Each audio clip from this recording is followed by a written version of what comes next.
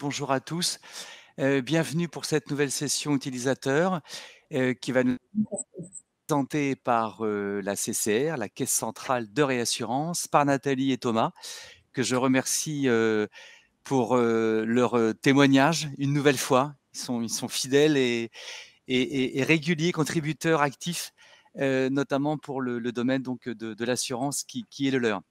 Avant de poursuivre, peut-être vous redire que vous pouvez interagir avec nous, notamment avec le chat. C'est l'icône en bas à droite de votre écran, sous la forme d'une bulle de BD.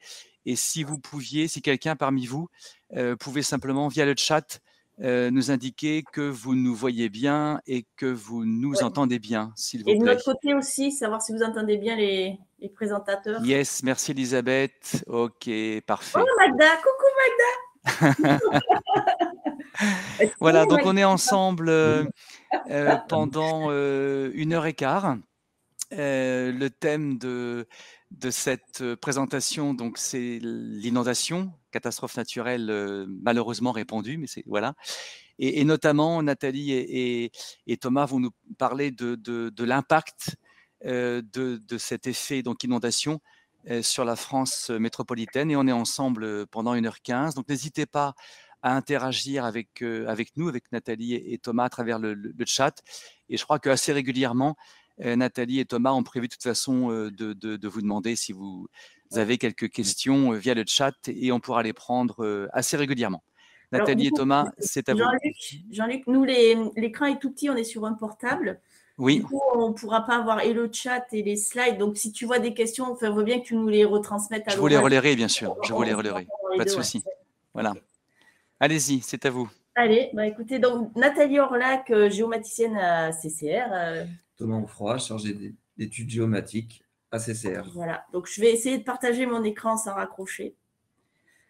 Tu me surveilles, hein, Thomas? Oui, t'inquiète pas.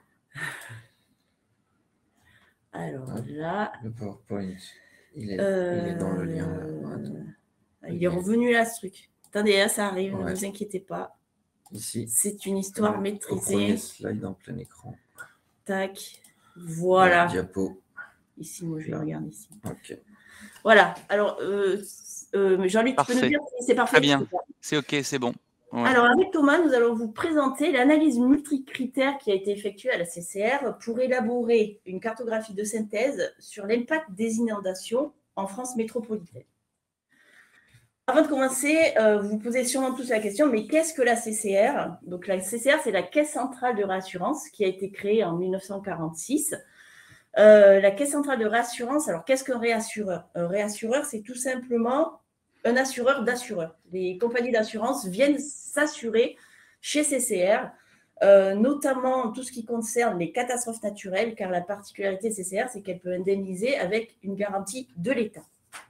Et ceci pour les opérateurs d'assurance français, enfin qui opèrent sur le territoire français. La CCR également gère des fonds publics pour le compte de l'État et possède une filiale qui s'appelle CCR Ré, qui là est un réassureur plus classique sur les branches vie-non-vie, sur les risques en France et à l'international. Voilà, très rapidement. Si vous voulez en savoir plus, vous avez le site ccr.fr où vous avez toutes les infos.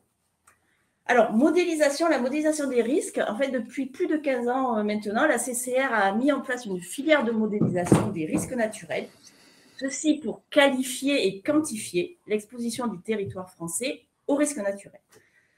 Donc, pour cela, CCR collecte des données, donc des données sur les aléas, la vulnérabilité, les dommages. Elle développe ses propres modèles sur les périls, inondations, sécheresse et submersion marine, utilise et adapte fortement, je veux dire, sont vraiment bien adaptés quand même, les autres modèles pour les séismes et les vents cycloniques. D'ailleurs, oui, le séisme, on commence à vraiment le faire nous-mêmes. Voilà, il y a un modèle de séisme qui devient propre CCR. Et tous ces résultats de simulation et de modélisation sont restitués aux clients et partenaires via des plateformes dédiées. Donc, on a deux plateformes, une plateforme sécurisée qui s'appelle Espace Pro, dédiée aux clients, et une plateforme tout public qui est le site catastrophe au pluriel naturel au pluriel.ccr.fr, mais je vous referai la pub après, qui là est ouvert au tout public. Ces modèles, ils servent à quoi? Ils permettent à CCR de répondre aux principales questions qui sont liées à notre activité. Donc, quel est le coût d'un événement de catastrophe qui vient de survenir? Donc là, ça fait travailler énormément Thomas. Ça fait travailler aussi Thomas si on essaye d'estimer un événement historique. On le rejoue aujourd'hui. Combien ça coûterait s'il survenait aujourd'hui? Un événement assez connu en inondation, c'est Paris 1910. Donc ça, c'est quelque chose qu'on est capable de rejouer et trouver combien ça coûterait si ça survenait aujourd'hui. Et on fait également ce qu'on appelle des événements fictifs, c'est-à-dire c'est un événement qui n'est pas encore survenu, c'est probable, ça pourrait arriver, on utilise des critères extrêmes, mais voilà, donc c'est un événement qui n'est pas encore survenu. Pour les statisticiens, là aussi, on est capable de calculer des distributions de coûts annuels probables. Et donc, la question principale, quelle est l'exposition du territoire français aux catastrophes naturelles? Alors, le contexte et les objectifs de cette étude pour créer la couche impact des inondations. Donc, depuis début 2020, CCR a ce projet en tête en disant, bon, on a des données de sinistralité, on sait modéliser l'inondation, ça serait quand même intéressant de faire une couche de synthèse qui permet de croiser ces différents critères. L'objectif étant, bien sûr, de pouvoir mettre ces informations à disposition du tout public. Donc, c'est là où je disais le site catastrophenaturelle.ccr.fr. Et également, si vous êtes, une assurance réassurée à CCR, vous pouvez avoir accès à l'espace pro, espacepro.ccr.fr. Voilà. Cette démarche rentre dans les axes stratégiques du Conseil général de l'environnement et du développement durable pour un meilleur accès du public aux cartes des zones inondables. Donc, car on a développé de nouveaux produits cartographiques pour affiner l'information et la compréhension des phénomènes d'inondation. Et donc, cela contribue largement à la culture du risque d'inondation pour le grand public. Et la présentation de ce jour, on va vous présenter la méthodologie qui a été adoptée et les résultats. Et Thomas va pouvoir faire même des démos sur notre portal geoportail.ccr.fr. Alors, globalement, la méthodologie, c'est quelque chose d'assez simple. Il n'y a pas d'IA ou de machine learning. On a fait une analyse multicritère SIG et ça reste très efficace. Donc, on a combiné 3 indicateurs, en fait, qui sont compris dans deux groupes. On a le groupe de sinistralité réelle, là qui contient les sinistres historiques recensés par CCR. Donc, on a pu prendre les sinistres de 1995 à 2019. Avant 1995, ce n'était pas assez exploitable au niveau fiabilité.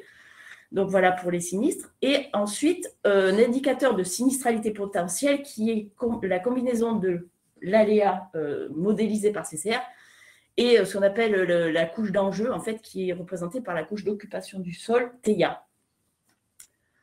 Thomas va nous détailler tout ça en détail. Mais moi, je vais commencer donc par le côté sinistralité. Alors, l'indicateur de sinistralité réelle. Donc, comme je le disais, CCR reçoit chaque année des informations de la part des assureurs dans un cadre strictement confidentiel.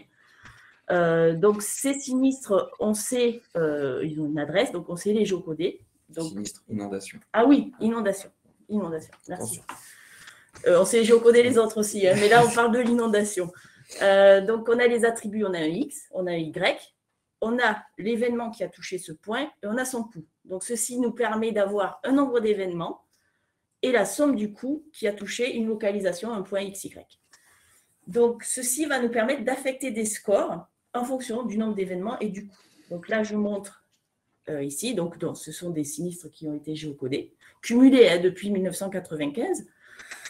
Et on affecte un score, et donc là, on voit qu'il y a quand même des zones déjà qui ressortent avec ces ponctuels où on voit, oh là là, il y a un score assez fort. Alors, vous posez tous la question, mais comment avez-vous fait pour affecter les scores? J'espère vous poser la question. Alors, ici, sur la gauche, vous voyez la matrice de pondération pour affecter les scores. Donc, l'axe horizontal permet de voir le nombre d'événements, et le vertical, c'est les coûts, la somme des coûts de chaque sinistre. Somme des coûts sur les sinistres. Et on voit qu'à partir déjà de 2 événements, il y a déjà un score assez significatif parce que les experts inondations nous ont dit quand même un événement, s'il survient plus de 2 fois sur le même endroit, c'est quand même que l'impact est relativement fort, même si le coup… Voilà. Donc, c'est comme ça qu'on a fonctionné. Donc, un score assez faible, donc si c'est arrivé une fois, mais ça n'a pas coûté très cher. On augmente un petit peu le score, c'est arrivé qu'une fois, mais ça a coûté un petit peu cher, bon, donc on va augmenter le score. Entre 2 et 4 événements, donc là, on voit tout de suite, on a un score de 3 jusqu'à 10 000 euros. Ensuite, si ça coûtait plus de 10 000 euros, bon, voilà, on met un score assez fort. Et puis, au-delà de 5 événements, on dit, bon, là l'impact, de toute façon, il est fort, quel que soit le coût. Donc, voilà la façon d'affecter les scores sur ces sinistres. Alors, vous comprenez bien que pour cette analyse de critères, donc j'avais deux problèmes. Enfin, ce n'est pas des problèmes, mais ce sont des points confidentiels, donc on ne peut pas utiliser ça comme ça. Et de plus, l'aléa dont va parler Thomas est basé sur une grille de 25 mètres. Donc, il fallait qu'on fasse une grille de 25 mètres pour restituer ces résultats d'accumulation. Pour cela, encore une fois, une analyse assez simple, une analyse spatiale d'accumulation. Donc, c'est basé sur les outils, alors j'imagine que vous avez tous ArcGIS. Dans Spatial Analyst et aussi Geostatistical Analyst, il y a des outils qui s'appellent statistiques de points. Donc, comment ça fonctionne? En fait, c'est un outil qui va créer une grille de 25 mètres par 25 mètres. Là, c'est nous qui avons choisi la résolution, qui va placer une fenêtre sur la première cellule d'un diamètre, on a choisi encore une fois, à 250 mètres. Regardez tous les points qui sont dans cette cellule, en faire la moyenne et affecter le score à la cellule centrale. Elle se déplace à la cellule d'après, refait le même processus, etc. Donc, vous voyez ici, de points, on peut passer du coup, comme ça, de cette façon-là, à une grille de 25 mètres. Et donc, ça a un effet de lissage de ces scores, de l'information. Et tout ça pour être donc superposé aux indicateurs que Thomas va nous expliquer. Merci beaucoup, Nathalie. Peut-être, excuse-moi. Oui. Ah oui, des questions, on avait oublié. Oui, voilà, avant que Thomas poursuive, une première question posée par Stéphanie. Est-ce que vous pourriez nous préciser les outils que vous avez utilisés pour ces études? Alors déjà, c'est tout Spatial Analysis, enfin, c'est tout SRI, ça c'est clair. Le géocodage, c'est le géocodage, alors je ne sais même pas comment on dit, mais c'est un moteur de géocodage qui nous est fourni par SRI, qui est basé sur le référentiel BD-Adresse. Donc, ça doit être BD-Adresse for Locator, je ne sais plus. Locator for ArcGIS. Ouais, Jean-Luc, help. C'est le localisateur qu'on appelle un locator qui s'appelle ArcGIS for BD-Adresse. Exactement, voilà. Donc, ça, c'est ce qu'on utilise pour le géocodage. Après, pour les statistiques d'accumulation spatiale, dans les outils Spatial Analyst, mais aussi Geostatistical Analyst, il y est dans les deux, je crois. C'est dans les outils statistiques focales ou quelque chose comme ça. Et c'est vraiment l'outil qui s'appelle statistique de points. Et vous pouvez faire la même chose avec la statistique plein de formes de statistiques. Mais pour calculer des accumulations comme ça, les lycées, c'est le meilleur outil. Et donc, on peut choisir avec ces outils de faire la somme, la moyenne, les quartiles, tout ce qu'on veut. Mais nous, ce qui fonctionnait mieux, c'était quand même de faire la moyenne. Est-ce que j'ai répondu? Oui, il me semble. Et puis après, Stéphanie reprécisera au cas où. Question de Johan. Quel est l'intérêt de lisser l'analyse pour un assureur? Alors, l'intérêt déjà, c'est de pouvoir le superposer avec la grille, pour faire l'analyse multicritère avec les indicateurs que Thomas va détailler. Mais également, on peut pas utiliser ces données confidentielles brutes. De toute façon, il fallait les agréger avec quelque chose. Voilà. Donc, l'intérêt de lisser, c'est de pouvoir diffuser, du coup. Parce que si on ne lisse pas, on ne peut pas diffuser. C'est de la donnée confidentielle, ponctuelle. Non, on peut reconnaître un sinistre, ça c'est hors de question. Donc, il faut absolument flouter l'information.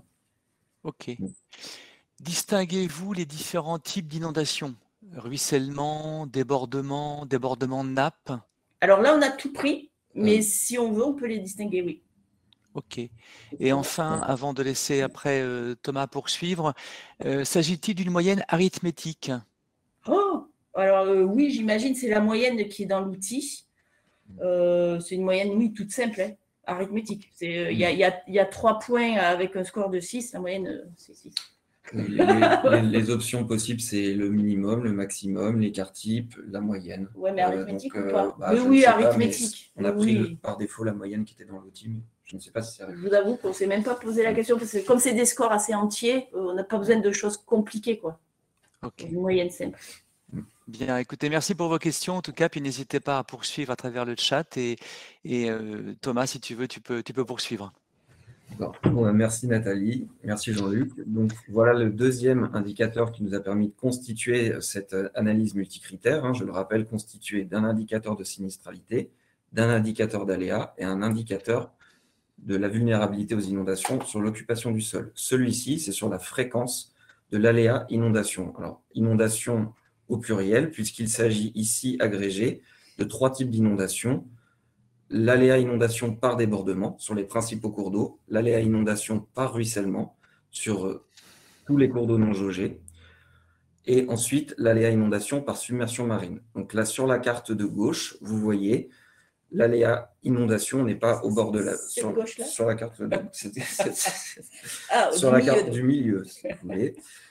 Vous voyez la Seine, à la confluence de la Seine et de l'Yerre, donc à Vigneux et Villeneuve-Saint-Georges. Vous voyez du ruissellement dans la forêt de Sénart, qui est modélisé ici, et vous voyez le long de la Seine, donc c'est le débordement de la Seine avec différentes périodes de retour, puisqu'il s'agit de l'aléa probabiliste, débordement et ruissellement. Alors les périodes de retour, c'est quand on a un aléa beaucoup plus fréquent, c'est une période de retour inférieure à 20 ans. Donc c'est-à-dire que cet aléa peut toucher tel point de la carte au moins une fois tous les 20 ans. Voilà comment fonctionnent pour nous les périodes de retour. Donc, sur les périodes de retour les plus fréquentes, on a appliqué un score maximum. Rappelez-vous, pour les sinistres, on avait appliqué un score au maximum de 6 quand il y avait beaucoup d'événements et des événements coûteux. Là, ici, c'est une fréquence de l'inondation élevée, un score maximum. À l'inverse, une période de retour decentenale et plus que decentenale, on a un score que nous avons fixé à 2. Voilà comment fonctionne ce deuxième indicateur sur l'aléa. Et donc, à droite, vous avez la carte pour la submersion marine. Ici, là, on reconnaît bien la faute sur mer, l'aiguillon sur mer, et les scores appliqués en fonction des différentes périodes de retour. Donc, la France entière, on a un aléa ruissellement, débordement et submersion avec un score appliqué de cette manière.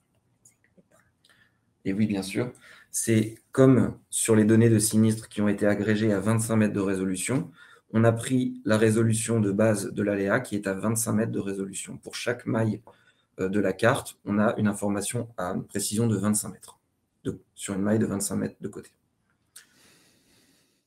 Alors, hop. Ça me... on ne peut plus changer. Alors, est-ce que vous avez des questions sur ce deuxième indicateur d'ores et déjà? Alors, écoute, pour l'instant, je regarde le chat. Pour l'instant, il n'y a pas de questions. Elles vont peut-être venir par la suite, mais non, pour l'instant, tu peux poursuivre tranquillement. Ça marche, merci. Alors, voici le troisième et dernier indicateur qui nous a permis d'utiliser la couche d'occupation du sol TEIA. Alors, le pôle TEIA fait partie du CNES et du Centre d'expertise scientifique, le CESBio, qui est spécialisé dans l'occupation du sol. Alors là, il s'agit d'une couche d'occupation du sol sur le millésime 2018, sachant qu'il y a un millésime 2019 qui est sorti il y a peu. Il s'agit sur la France métropolitaine de la couche d'occupation du sol la plus précise à ce jour. Donc elle est basée sur des données d'imagerie satellitaire optique, qui a une utilisation des données optiques sans nuage, pour une agrégation de données sans nuage, à 10 mètres de résolution. Donc, on a regardé sur la carte de gauche le même endroit. On est sur la Seine entre l'Yerre, la confluence entre l'Yerre et la Seine autour de la forêt de Sénart. Vous voyez donc la forêt de Sénart, bien sûr, vous la reconnaissez ici. Vous voyez le lit de la Seine et toute l'urbanisation sur l'image satellite optique. Au milieu, la carte d'occupation du sol TEIA avec l'ensemble de ses classes. Il y a 25 classes qui décrivent les différents modes d'occupation du sol. C'est un peu plus que Corinne Landcover, enfin c'est quand même un peu plus précis en résolution que Corinne Landcover. Ensuite, nous n'avons pas utilisé ces 25 classes, nous avons fait une agrégation de classes et appliqué un score sur la sensibilité des inondations. Nous nous sommes basés sur des études du corps d'ingénieurs de l'armée américaine, notamment, qui utilisent des données de cette façon pour appliquer des scores de sensibilité aux inondations par rapport à des données d'occupation du sol. Donc, nous nous sommes inspirés des données de la littérature. Donc, vous voyez sur la carte de droite notre score, alors qui, ici, vous le remarquez, est négatif, puisque nous savons que sur les zones naturelles, l'impact des inondations n'est pas négatif, ne fait pas de dommages. Ne fait pas du tout de dommages. Il faut se replacer dans notre contexte. Nous, ce qui va nous impacter, ce sont les coûts sur des bâtiments. Donc, on ne dit pas qu'il n'y a pas d'impact d'inondation dans les forêts, mais au niveau de la CCR, pour nous, c'est un impact négatif dans le sens où il n'y a pas d'enjeu pour nous dans les forêts, donc, pour le moment. Oui, sur les zones naturelles, sur les zones de marais, les dunes, les forêts, etc. Tout ça, nous avons mis un score négatif. Alors, sur les surfaces en eau, l'eau elle-même, le score est de 0. Voilà, aucun impact sur l'eau elle-même. Ensuite, sur les zones urbanisées de manière dense et les zones industrielles et commerciales, c'est un score maximum à 3. Donc, cette couche d'occupation du sol n'a pas un score maximum à 5 ou à 6. Elle a une pondération, ça revient à donner une pondération quand même moins importante sur cette couche. Ok. Alors peut-être une précision demandée par Simon parmi les participants.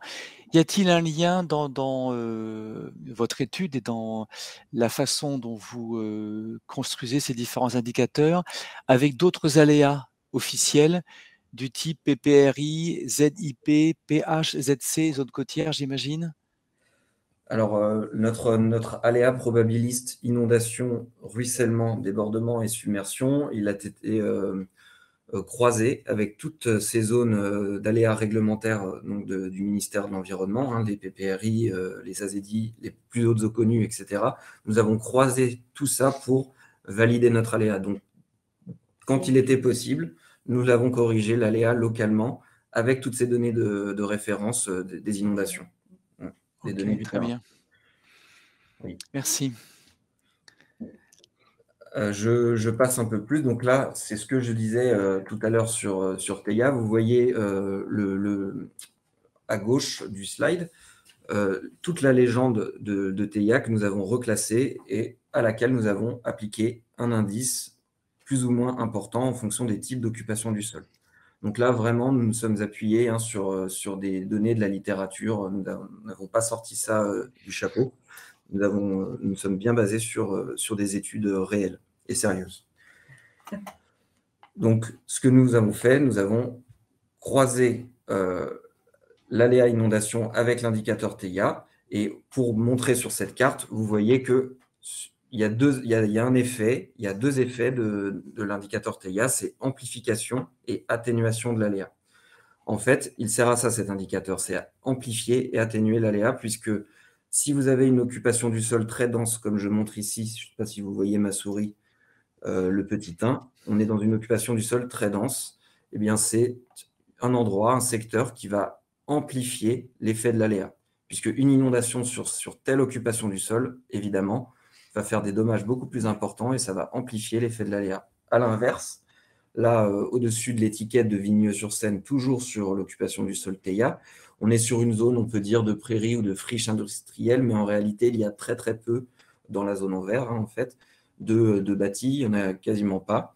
Donc là, on a un impact négatif de l'occupation du sol Theia, ce qui permet, donc si on fait 2 ou 3 et qu'on fait moins 2 par rapport à ça, ça va atténuer l'effet de l'aléa qui, ici, c'est un aléa centenal. Donc ça va, ici, à cet endroit-là de Vigneux-sur-Seine, la couche d'occupation du sol Theia atténue l'effet de l'aléa. Voilà, c'est surtout ça, sa fonction, c'est d'amplifier et d'atténuer l'effet de l'aléa de manière cartographique. Donc, voilà, vous avez peut-être des questions. Oui, sur cet aspect-là, Thomas, donc tu parlais de l'occupation du sol et donc y a-t-il une prise en compte du changement saisonnier de l'occupation du sol? Non. Non, puisque en fait, c'est une accumulation sur une année de l'occupation du sol, telle qu'elle est vue par les satellites, pour toutes les images sans nuages sur, par exemple, là, c'était le millésime 2018. Et chaque année, donc ça va être à l'année, en fait, le changement d'occupation du sol, lorsqu'on utilisera, pour mettre à jour cette couche, justement, un nouveau millésime, 2019 ou 2020, là, on verra les modifications d'occupation du sol, mais ce n'est pas saisonnier, c'est à l'année. D'accord. Dans le même esprit, avez-vous pris en compte la géologie, la pédologie et la proximité des nappes phréatiques, et Euh, éventuellement également le taux, d'artificialisation des sols?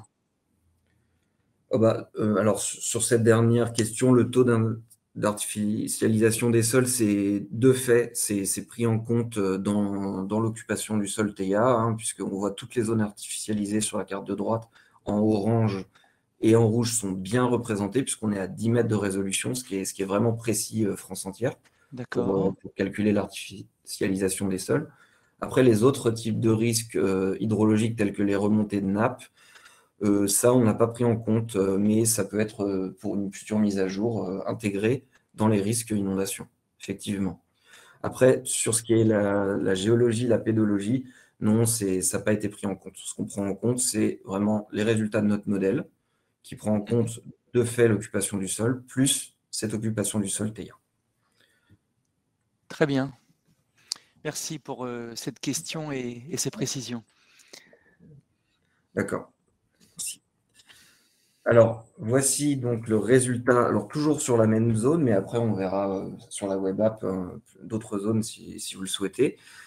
Alors, le résultat de cette analyse multicritère, il correspond à la somme des 3 indicateurs qu'on vous a présentés.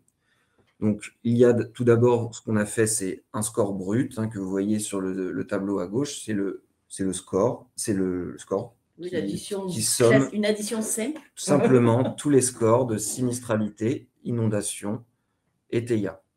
Donc un score maximum brut, là ici, serait à 14 avec le maximum de chaque indicateur. Donc nous, pour un petit peu simplifier les choses, on a reclassé ça de 1 à 6. 6 étant un impact des inondations majeur.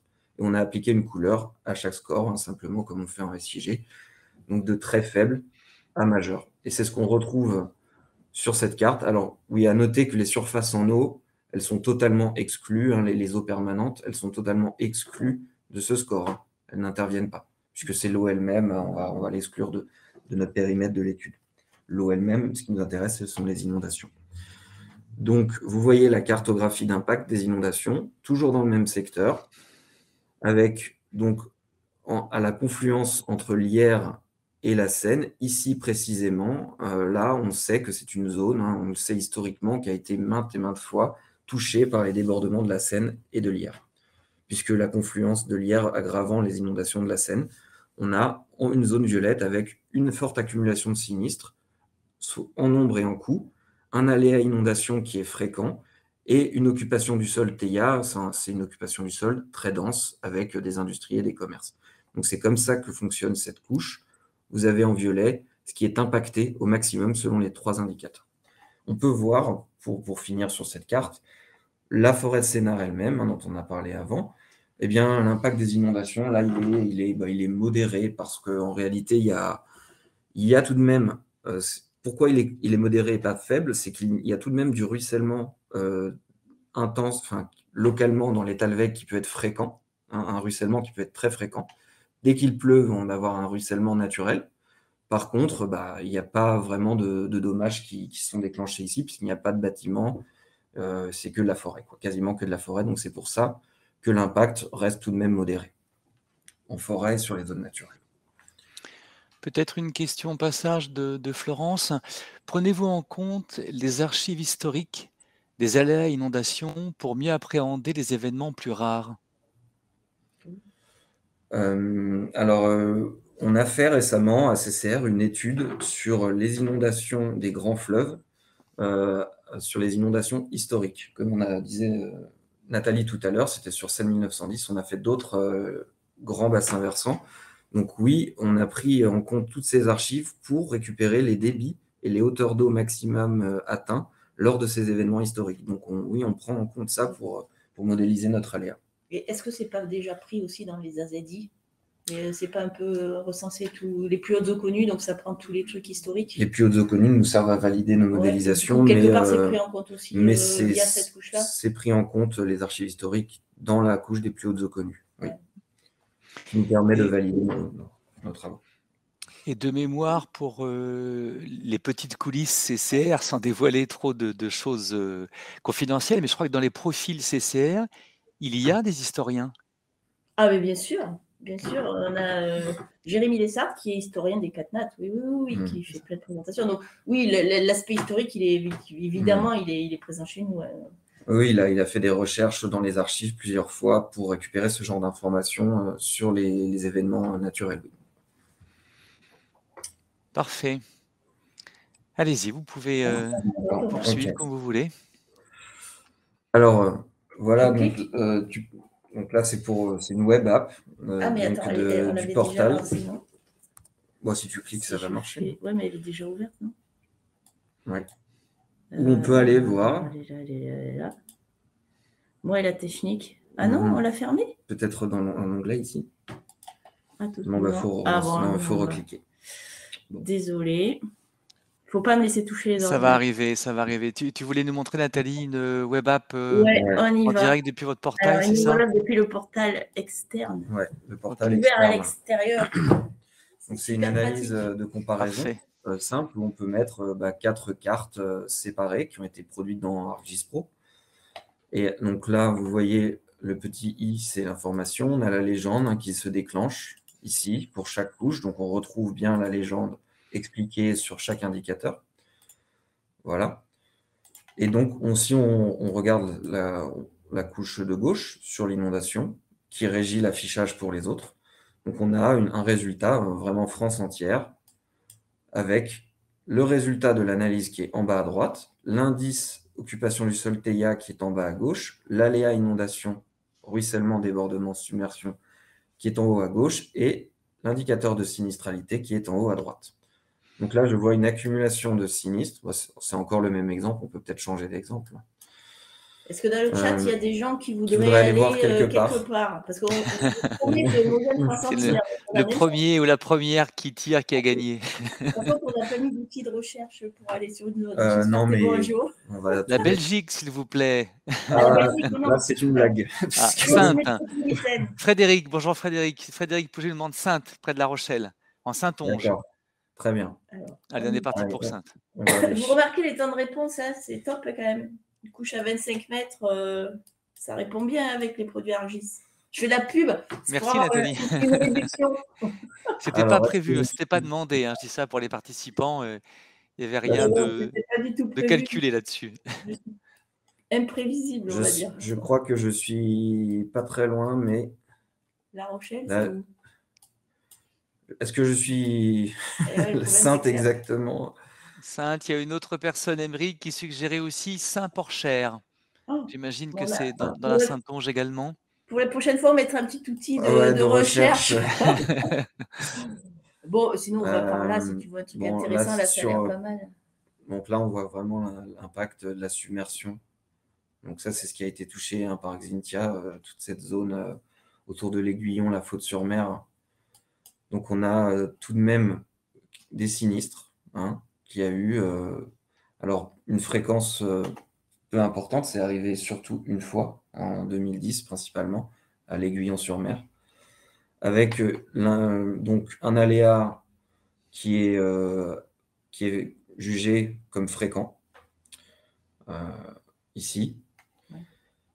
Une occupation du sol, c'est de l'urbain peu dense, c'est du tissu urbain discontinu. Et le résultat nous donne tout de même, puisque c'est un aléa fréquent et qu'il y a quand même des sinistres, il y a eu tout de même Xynthia qui a touché fortement cet endroit. Donc on a un impact majeur. Là, pour le coup, c'est la submersion marine. Ok. Alors, l'intitulé de votre présentation, Nathalie et Thomas, c'est en France métro. Oui. Doit-on déduire que vous ne traitez pas pour l'instant les territoires d'outre-mer? Non, Pas pour le moment. Pas pour le moment. C'est prévu, enfin, c'est dans les tuyaux, dans le sens où ça fait partie de nos perspectives d'évolution. Étendre cette étude au territoire d'outre-mer, ce qui se passe outre-mer, c'est des petits soucis pour de géocodage. Enfin, c'est déjà compliqué d'avoir les données. Une fois qu'on les a, c'est un peu plus compliqué. Ceux qui travaillent sur certains territoires d'outre-mer, alors ça s'améliore, hein, mais ça reste assez compliqué d'avoir de la donnée assez fiable, on va dire. Mais bon, avec le temps, on va y arriver. Donc ça, c'est dans les tuyaux, c'est clair. C'est une des prochaines étapes, oui. Dès qu'on peut, on fournira, même si elle est peut-être plus grossière, on fournira ce type de carte pour les territoires d'outre-mer français. Ça ne sera pas forcément la même occupation du sol. Ça sera un aléa qui sera aussi précis, mais ça ne sera pas la même occupation du sol.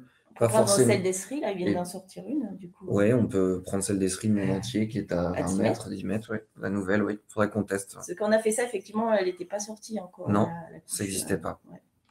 Il va falloir qu'on teste. On va rajouter dans nos... Donc là, c'est juste pour montrer sur ce graphique au milieu du slide, lorsqu'on met toutes les combinaisons, lorsqu'on affiche sur un graphique les différents indicateurs, donc l'impact du score de l'aléa, c'est en bleu, l'impact du score de sinistralité en jaune, l'impact du score de l'occupation du sol TIA à 10 mètres, c'est en vert. Là, on voit en fait toutes les combinaisons possibles et existantes de superposition sur le territoire métropolitain.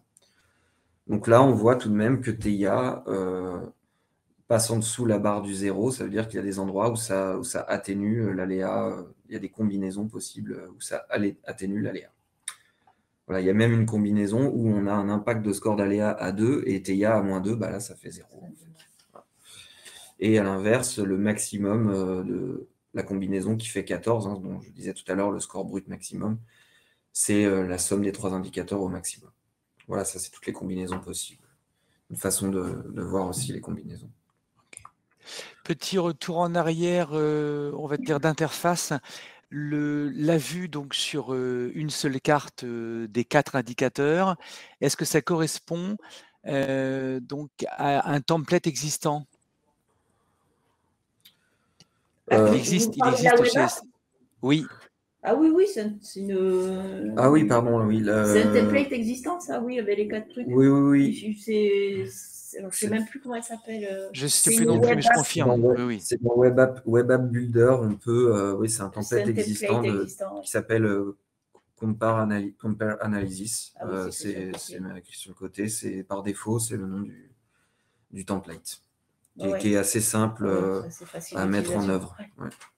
C'est ça, ça vous permet de visualiser soit le même endroit selon 4 indicateurs ou 4 périodes, par exemple, différentes, ou la même chose à 4 endroits différents ou à 4 temporalités différentes, par exemple.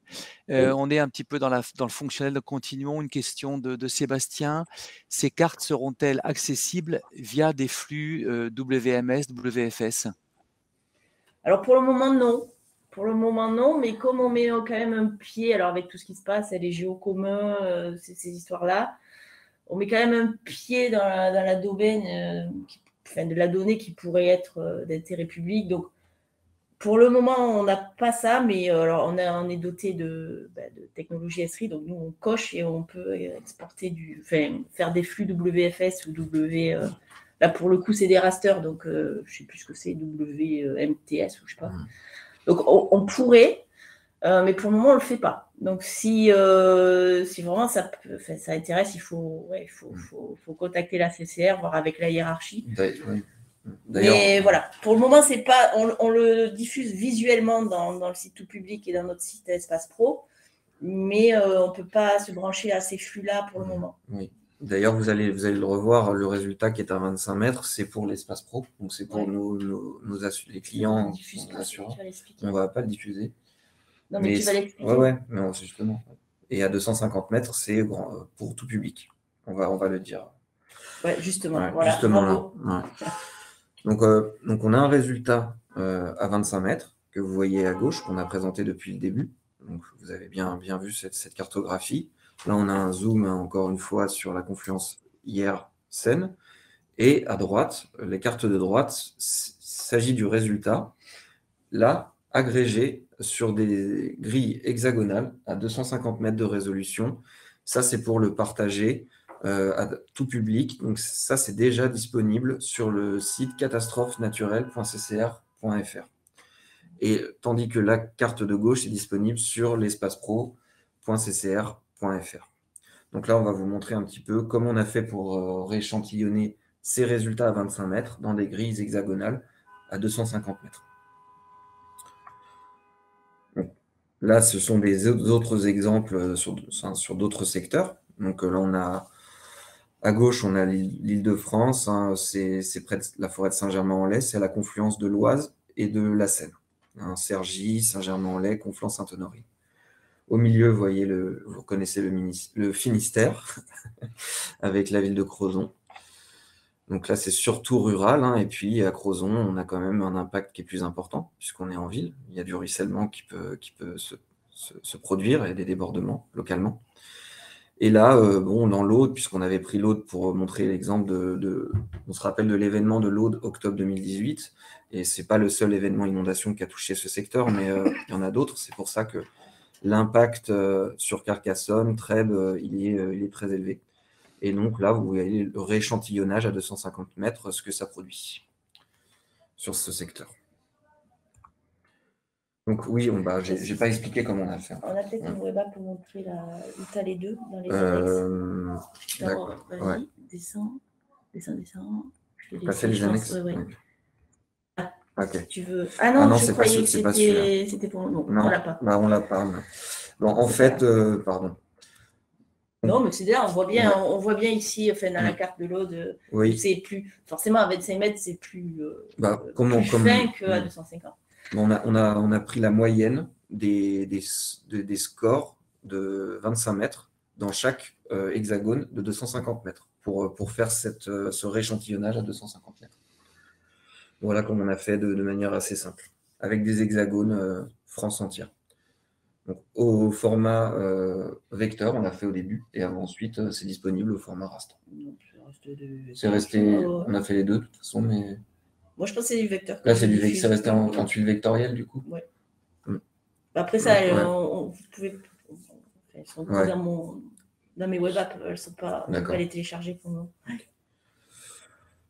Donc, pour conclure, vous avez vu les résultats de cette analyse multicritère qui permet de caractériser l'impact du risque inondation, prenant en compte l'aléa, les sinistres, une vulnérabilité des inondations en fonction du type d'occupation du sol, qui permet d'atténuer ou d'amplifier spécifiquement le risque d'aléa en fonction des secteurs imperméabilisés, artificialisés ou les secteurs végétalisés et naturels.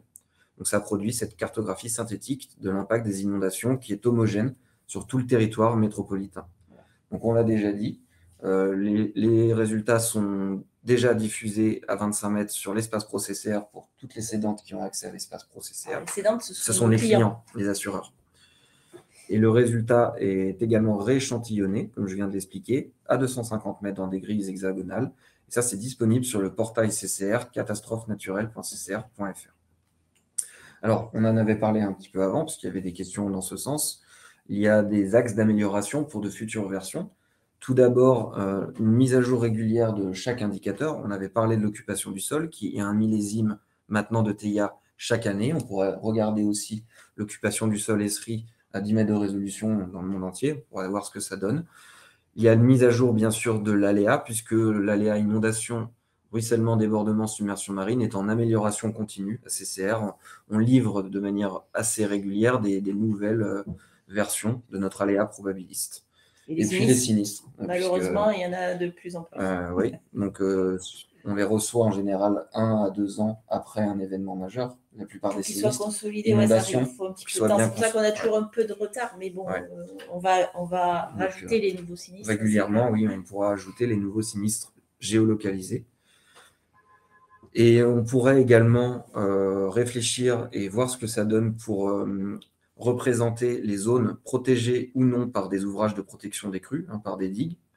Représenter cela dans cette analyse d'impact. On pourrait améliorer une cartographie interactive en faisant des infobulles, soit à l'échelle de 25 mètres pour nos clients, les assureurs. Si on clique sur un pixel de 25 mètres, qu'est-ce qui va s'afficher? À quel niveau d'impact on est, à quel niveau d'occupation du sol, quelle hauteur d'eau, quel débit, etc.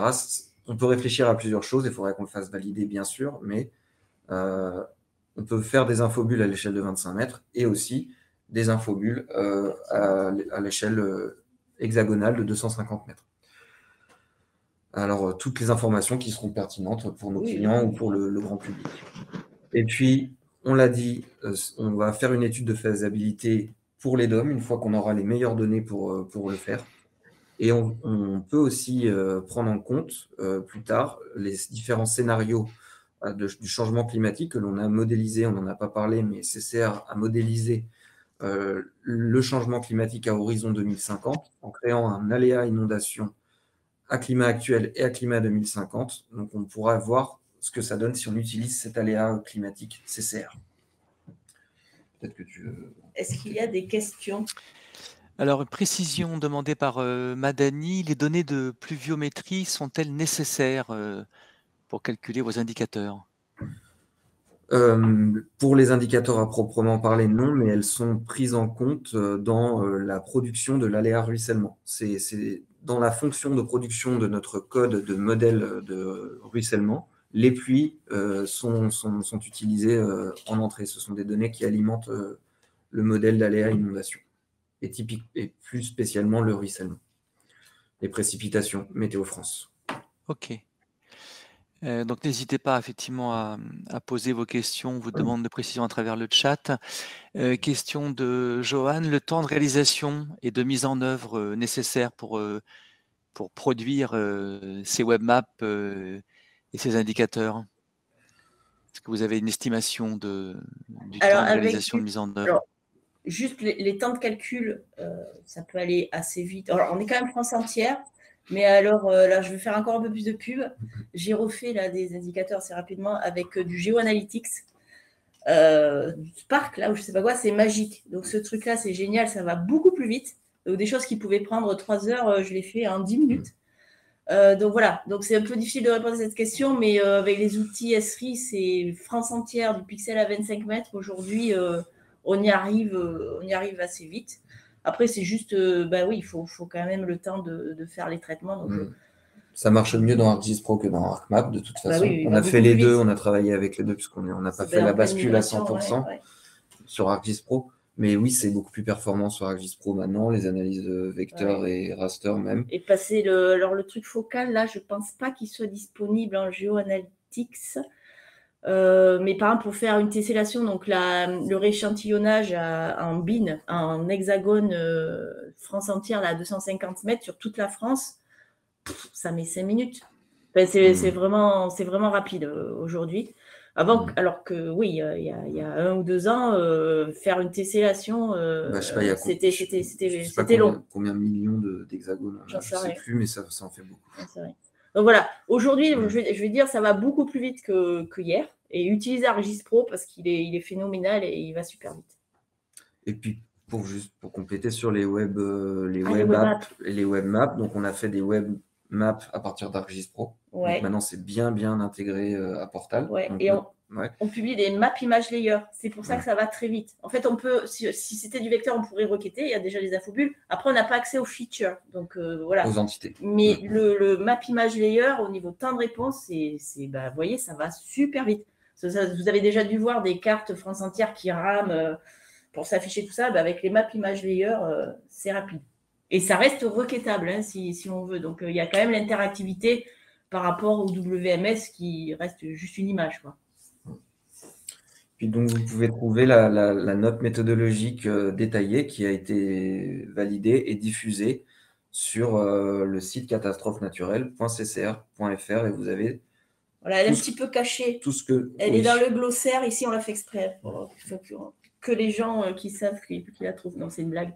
Donc, elle est dans le glossaire. Ici, il y a un PDF. Vous verrez le glossaire. On l'enrichit petit à petit. Mais donc, il y a cartographie, synthèse, impact. Donc, ici, au niveau de...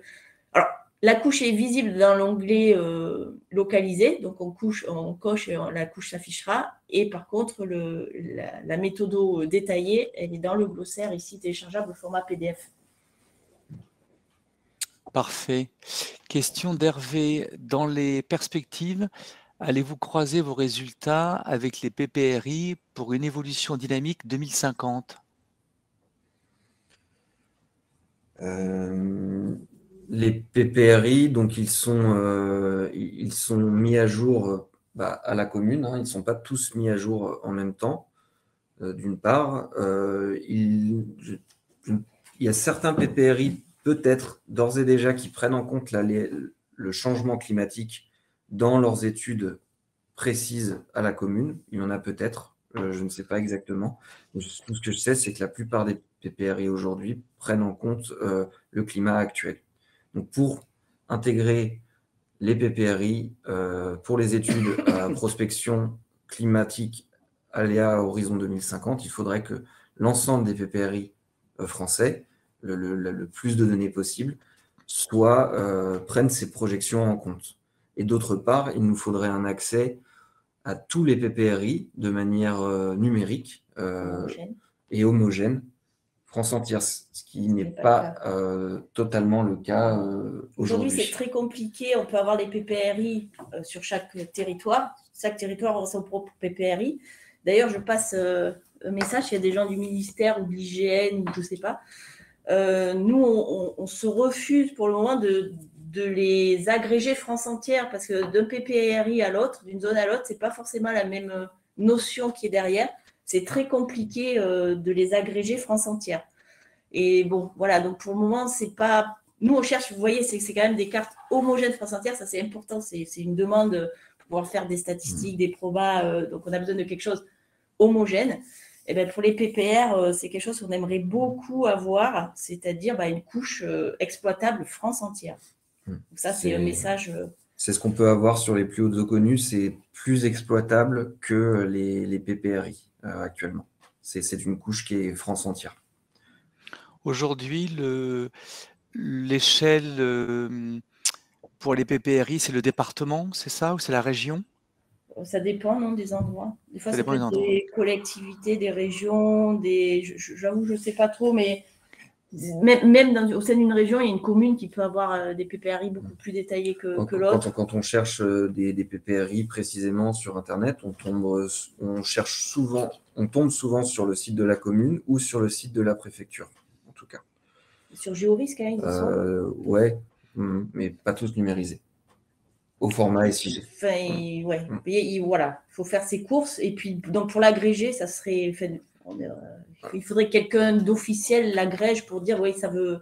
C'est la même chose. On ne trouve pas, comme dans les AZDI, un champ qui nous permettrait d'être sûr de pouvoir homogénéiser, agréger les. C'est peut-être des travaux en cours de l'État, mais en tout cas, il n'y a pas une donnée homogène France entière sur les PPRI pour l'instant, de manière numérisée. C'est ça. On en a besoin. Ouais.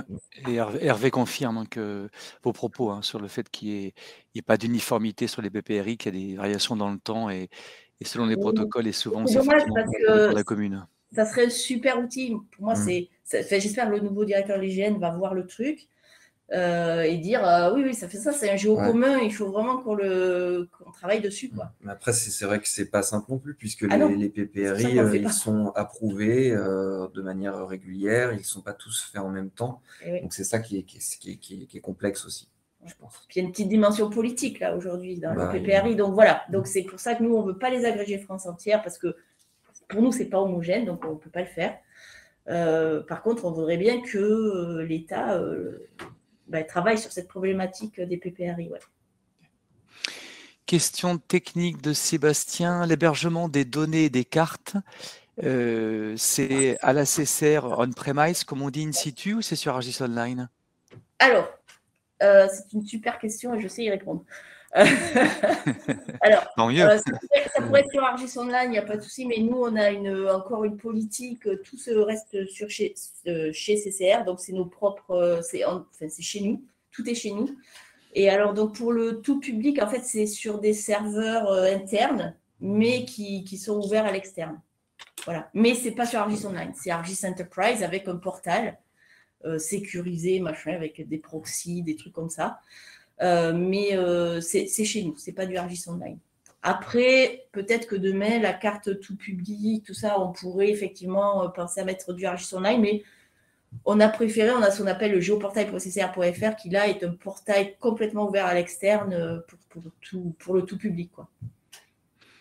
Alors que la carte, là, c'est quand même un portail fermé à nos utilisateurs. Est-ce que j'ai répondu? Oui, très bien. Oui, me semble-t-il. Donc, on a encore un petit peu de temps hein, pour échanger, discuter entre nous. Donc, n'hésitez pas à travers le chat à poser vos questions. Peut-être lancer une première question à mon niveau, c'est que je crois que c'est Nathalie, tu as précisé au départ que pour la construction de ces indicateurs, vous n'aviez pas utilisé l'IA. Pourtant, vous avez remonté à 95 en année. Et donc, j'imagine des quantités d'informations importantes à brasser. Alors, pourquoi vous n'avez pas utilisé l'IA? Est-ce qu'il n'y avait pas d'intérêt? Est-ce que c'est une limitation technique? Et est-ce que l'IA pourrait vous aider à l'avenir? L'intelligence artificielle, pardon. Oui, non, mais pour faire quoi là pour le coup, on n'en a pas besoin. Vous n'avez pas besoin, d'accord. C'était des sinistres. Nous, là, c'est juste, on a agrégé les sinistres qu'on avait. Alors oui, peut-être l'IA pourrait apprendre à prédire des sinistres, mais je ne crois pas. Là, pour le coup, dans cette application, en fait, deep learning, tout ça, il n'y a pas de pertinence. Okay. Après, au niveau de l'indicateur aléa débordement ruissellement, là, effectivement, avoir du machine learning peut-être pour t'aider à améliorer les modèles. Mais dans ce cas-là, c'est une simple analyse multicritère et on n'a pas besoin de ça. Plus que il n'y a pas de pertinence à utiliser ce genre de capacité. Je ne vois pas. Ok. Donc, pour l'instant, il n'y a pas de questions, mais peut-être vont-elles surgir par la suite. J'aimerais revenir aussi sur un élément, là c'est plus, je crois, Thomas qui l'évoquait, quand tu parlais de score négatif dans les zones d'eau ou de forêt, par exemple, parce que vous vous intéressez, ce n'est pas un enjeu pour vous, ce qui vous intéresse, c'est le bâti, hein, c'est le dommage au bien et puis le coût de sinistralité, le coût de dommage qu'un événement peut créer, peut engendrer. Pour autant, quand il y a un sinistre, même si le sol, une forêt, la nature est peut-être impactée, je me dis que ces éléments-là pourraient intéresser soit des ONG, soit des États, puisqu'on parle beaucoup de biodiversité, de préservation et donc de coûts quand la biodiversité est atteinte et touchée. Est-ce qu'à l'avenir, ce type d'éléments pourrait malgré tout être utilisé, ou est-ce qu'on vous a sollicité déjà pour ça? Non, c'est vrai que c'est une très bonne question. On ne nous a pas sollicité pour ça. Alors, c'est vrai qu'on a produit cette carte vraiment orientée pour nos besoins dans l'assurance et pour communiquer ces données dans le cadre du domaine de l'assurance, puisqu'on s'intéresse aux dommages, aux bâtis, aux infrastructures, aux industries et au commerce. D'ailleurs, je ne l'ai pas dit, mais sur tout ce qui est infrastructure routière et les rails, nous, on a mis ça dans une classe d'impact moyen sur l'occupation du sol TEIA. Donc, on a dit que c'était comme du bâti discontinu. On a mis ça dans la même classe. Donc, tout de même, on s'intéresse aux infrastructures, mais pour ce qui est des données des occupations du sol naturelles, il faudrait là revoir la méthode de mise en œuvre de l'impact sur la couche d'occupation du sol TEIA. S'il y a une demande en ce sens, il faudrait qu'on monte un projet là-dessus et qu'on modifie l'impact sur la couche TEIA en prenant vraiment en compte l'impact à la nature et à la biodiversité. Ok. C'est un projet intéressant. Okay. Et dans la même lignée, il y a deux précisions, questions de Johan et de Simon qui ont trait en fait au risque agricole. Au passage, d'ailleurs, on en parlera demain à partir de 15h, notre atelier métier assurance qui traitera des risques biens et personnes liés au changement climatique et notamment l'agriculture. Et donc, Johan, par exemple, demande, mais les sylviculteurs sont pas assurés et est-ce qu'on prend en compte les types de cultures pour l'occupation du sol? L'occupation du sol TEIA brut avec les 25 classes prend en compte les différents modes agricoles. Effectivement, il y a une distinction entre sylviculture, arboriculture, tout ce qui est les champs de blé, etc., les vignes. Ça, c'est vraiment pris en compte de manière détaillée et c'est tout l'intérêt de la cartographie TEIA, mais avec ces 25 classes d'occupation du sol. Nous, de notre côté, sur TEIA, on a pris l'agriculture comme un tout et on a mis ça dans une classe. Donc, les forêts, c'est dans une classe différente que pour l'agriculture, mais tout ce qui est champs, vignes, champs de blé, tout ce qui est ces champs-là, c'est dans une seule classe d'agriculture. Et sachant que c'est pas l'assurance et de effectivement, c'est un autre type d'assurance, l'assurance récolte peut-être. Oui, c'est l'assurance récolte. C'est pas l'assurance CatNat, nous c'est vraiment dommage aux biens. Mais oui, c'est donc mais pas les biens agricoles. C'est notre type d'assurance. On a mis tout de même un impact modéré pour l'agriculture, même si au niveau de la couche TEIA, j'entends, on a mis un score d'impact modéré. Même si à CCR, on n'assure pas directement l'agriculture au niveau des CatNat. Et ça, c'est quelque chose, effectivement, ça pourrait être une application qu'on pourrait faire, parce qu'on travaille un petit peu sur les côtés récolte. Mais c'est pareil, aussi bien sur les demandes pour la biodiversité ou pour l'impact pour l'agriculture, la méthode, elle peut être adaptée en fonction des demandes et en modifiant les scores. Et encore une fois, pas de manière empirique, mais avec des données de la littérature, comme on a pu le faire là spécifiquement pour l'impact des catastrophes naturelles sur les biens. Ça, on s'était inspiré de la littérature américaine et anglo-saxonne particulièrement. Mais pour l'agriculture et la biodiversité, ça peut reposer sur des données de la littérature spécifique de ces champs-là. On pourrait très bien changer les scores, dire pour l'agricole, eux, les dommages aux biens, ils s'en fichent. Donc, on pourrait mettre un score négatif et puis mettre des scores très importants sur les champs. Et puis, on différencierait, on prendrait là, s'il y a, je ne sais pas exactement, mais s'il y a 8 classes d'agriculture différentes dans la couche brute TEIA, là, on va vraiment différencier, on va s'intéresser au cas par cas aux différentes classes de type de culture. Ça serait totalement réalisable. Et TEIA, c'est peut-être pas forcément, d'ailleurs, pour l'agriculture, la meilleure couche. Il existe le registre parcellaire graphique. Et là, qui est une couche avec un nouveau millésime chaque année maintenant. Et là, c'est fait sur les parcelles agricoles et c'est du vecteur, où il y a du raster, mais c'est aussi fait en vecteur. Là, c'est vraiment très précis. Pour les données agricoles, ça serait même encore mieux d'utiliser le registre parcellaire graphique pour des problématiques agricoles. À condition que l'agriculteur ait bien déclaré ses... Oui, l'agriculteur doit dessiner... Il n'est pas mis un bois à la place... Il doit dessiner sa parcelle, mais ça, c'est vérifié. Et puis en plus, c'est vérifié par satellite. Donc, le registre parcellaire graphique, c'est vraiment, je pense, c'est ce qu'il y a de mieux, c'est ce qu'il y aurait de mieux si on voulait s'intéresser au risque agricole par rapport à ce genre de méthode. Mais en effet, c'est tout l'intérêt de votre méthode, de votre travail, c'est que, en fait, vous avez créé une sorte de template. Là, vous l'avez spécifiquement adapté à une couche inondation. Mais comme vous le disiez, à travers les questions des participants, participantes, on pourrait très bien aussi y brancher d'autres indicateurs, observer d'autres phénomènes en s'appuyant sur votre méthode et sur votre travail, quoi. Donc ça, en ça, c'est hyper intéressant. Alors, pour répondre, en tout cas en partie, à Johan qui demandait si les sylviculteurs étaient assurés. Alors, d'une part, ça fera partie donc des sujets développés. Donc, demain, je vous dis de 15h à 16h, cette partie de risque agricole, notamment à travers l'assurance récolte, qui est un régime particulier qui est en train d'être modifié. Et récemment, le président Macron a parlé d'un fonds alloué justement sur cet aspect risque agricole. Et simplement, alors je n'ai pas pour Johan le chiffre précis de combien de sylviculteurs sont assurés. Ce que je sais simplement, c'est qu'en moyenne, il y a peu d'agriculteurs sont assurés, uniquement environ 30%. On estime à 30% les agriculteurs qui sont assurés pour différentes raisons.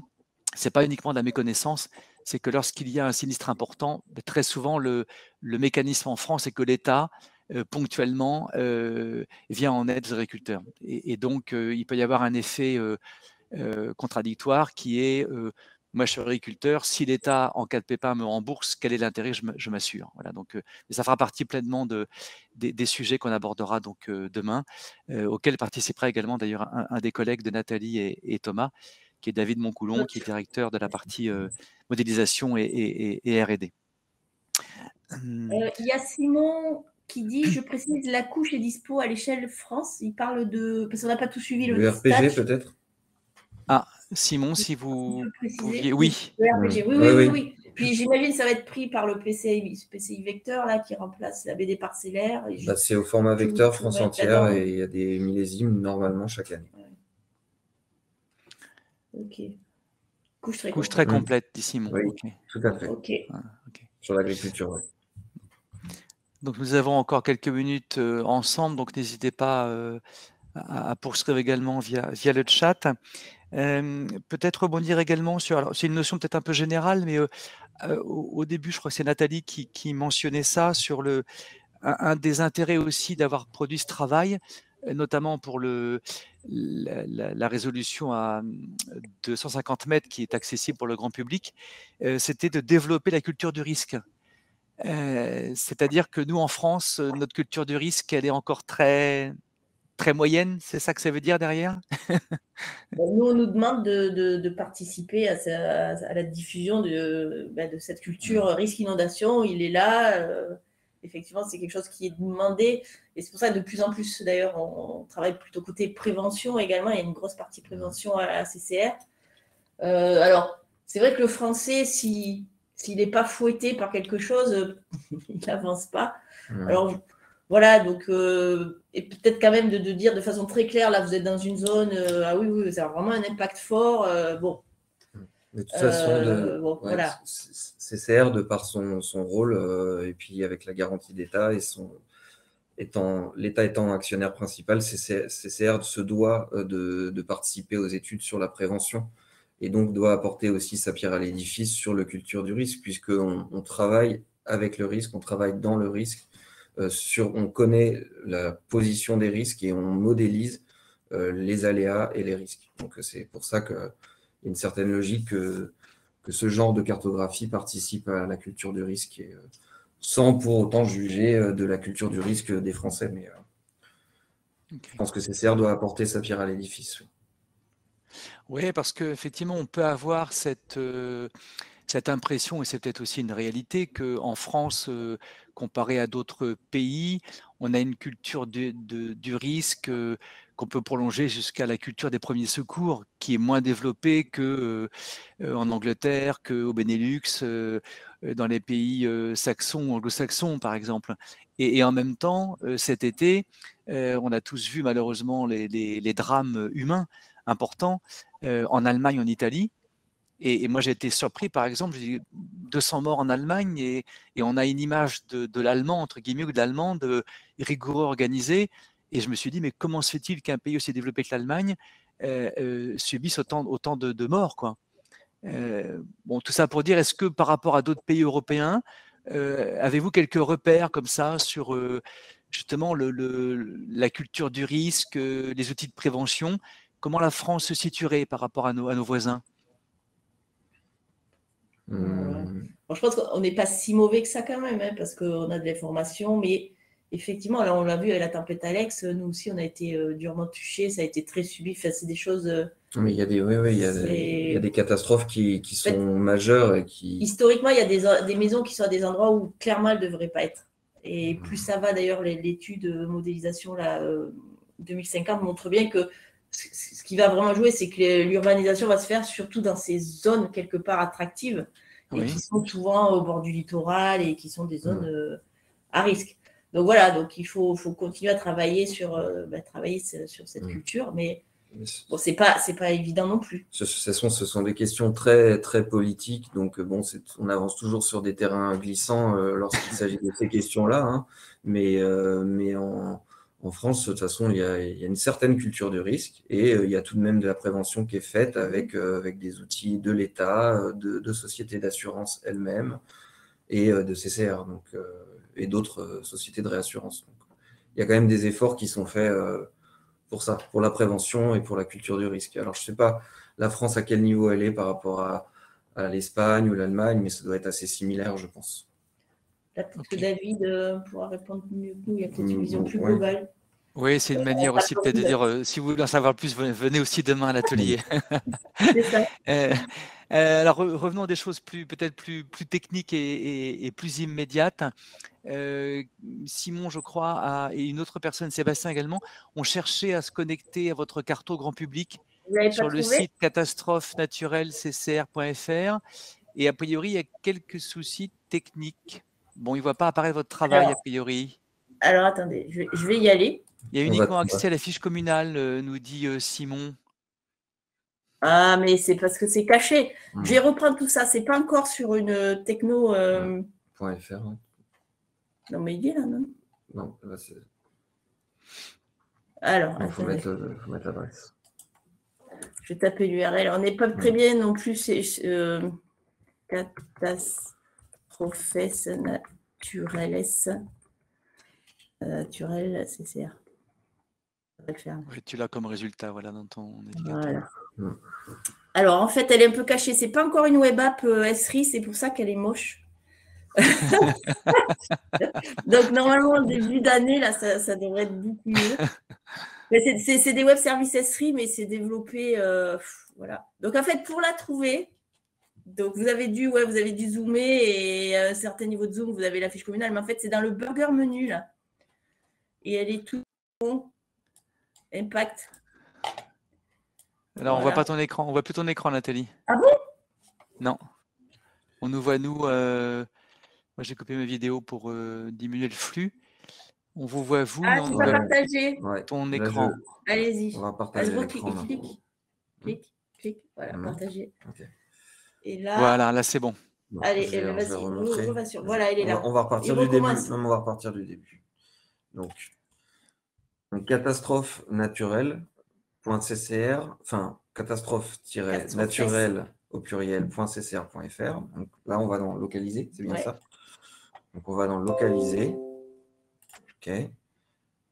Donc, oui, j'ai cliqué sur arrêter le partage parce que ça. Ensuite, on arrive sur la carte interactive qui est pas encore du portable, mais ça va arriver. Au passage, ce sont les tuiles vectorielles de France Raster. Et du coup, on clique sur le menu qui est à gauche, les 3 traits qui sont tout à gauche. Burger menu. On descend tout en bas. Et c'est pas l'aléa, c'est l'impact. Du coup, c'est la couche d'impact inondation CCR. Voilà. Et là, il faut zoomer un peu pour voir. Tu peux cliquer ailleurs. Pour voir. Ouais. Donc, les temps de réponse seront meilleurs quand ça sera supportable, je pense. Non, mais c'est bon, là, tu te rends compte? Ouais. Ça va super vite. Donc, on peut changer le fond de plan. Et puis, on a accès. Et effectivement, si on clique, on a la fiche communale. Ouais. Voilà. Pour l'instant. Mais bon, donc elle y est bien. Elle est un peu cachée, mais elle y est. Vous l'avez trouvée, du coup? Oui, c'est bon. Willy nous répond. Joanne, Simon, c'est bon. OK. Merci Thomas, Nathalie, pour ce réaiguillage. Super, merci, nous dit Margot. OK, parfait. On a encore quelques minutes devant nous. Donc, si vous souhaitez poser une dernière question, une réaction peut-être, n'hésitez pas. Voilà, on vous remercie pour votre présentation, la pertinence de vos propos et des débats et la bonne humeur. Voilà, donc écoutez, on peut peut-être conclure sur cette note. Effectivement, grand merci à nouveau à Nathalie et Thomas, même si je commence à vous connaître un petit peu, moi, à chaque fois, j'apprends des choses. Donc, vous me maintenez à niveau, ça c'est parfait. J'espère qu'il en est de même pour les personnes qui nous ont suivis. Donc, à nouveau, voilà, un grand merci à toutes et à tous. Bonne conférence si vous poursuivez donc la journée et jusqu'à vendredi sur SIG 2021. Si vous souhaitez rester à nouveau en contact avec Nathalie et Thomas ou d'autres personnes qui participent à la conférence, vous pourrez le faire à travers donc l'onglet Dialoguer que vous voyez en haut de votre écran via l'Agora ou via la messagerie. Puisque chaque participant inscrit est contactable au moins par messagerie. Voilà. Et puis à nouveau, pour ceux que... Oui. Si jamais quelqu'un essaie de nous contacter via l'Agora, ça veut dire qu'il faut être connecté sur le site de la conf? Ou comment ça se passe? On reçoit une notification? Oui, quand tu vas dans Dialoguer, tu vois D'accord. messagerie, et si tu as un message, quelqu'un a cherché à rentrer en contact avec toi. D'accord. Et normalement, comme chacun a dû rentrer au moins son email, après par mail, vous pouvez dialoguer.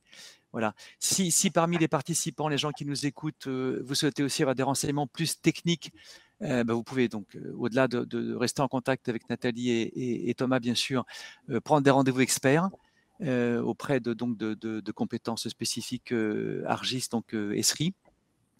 Et puis, écoutez, voilà, je pense qu'on a fait le tour. Je voulais rajouter un sujet, mais je l'ai mangé. C'est pas bien grave. Cette présentation sera revisionnable en replay dans quelques temps, et vous pourrez bien sûr aussi accéder à nouveau et le partager si vous le souhaitez. Merci à toutes et à tous. Bonne journée et bonne conférence. À bientôt. À Au revoir. bientôt. Merci, au revoir. Merci.